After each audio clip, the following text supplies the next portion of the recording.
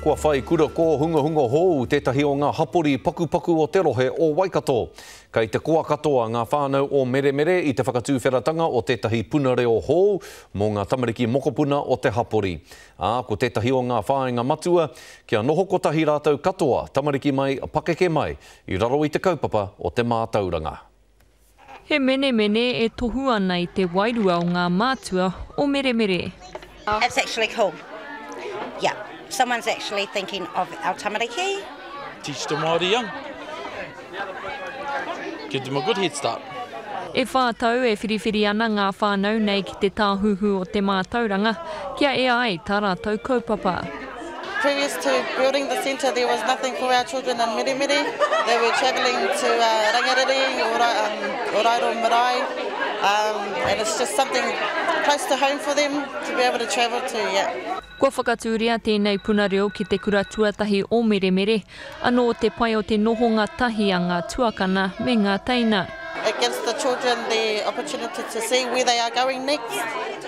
They will walk past the bigger kids, they come to their class and know that that's their next step in life is to make it to the big classes and the big world. I te whakatūwheratanga o ngā kura ko hunga pēnei, kei te kitea te kaha tautoko ake a ngā whānau, ki te whai e te ara o te puna reo, hei ako i a rātou tamariki. Te nuinga o ngā whānau pone, he Māori engari kare tino rata i roto te reo. Tira te menui. Me ki e rua ngā reo, te whakaaro me whakatūhe pare pēnā.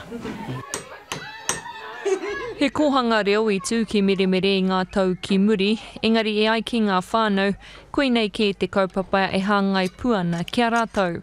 I came through to Kuangereo myself, and I just think maybe there's a bit of a change that needs to come through, for our whānau to go back to Kuangereo because it is slowly fading away in Waikato, especially down to Pohā o Waikato.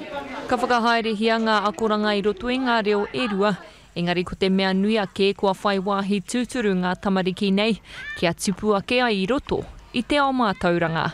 Irana Smith, Te Karere.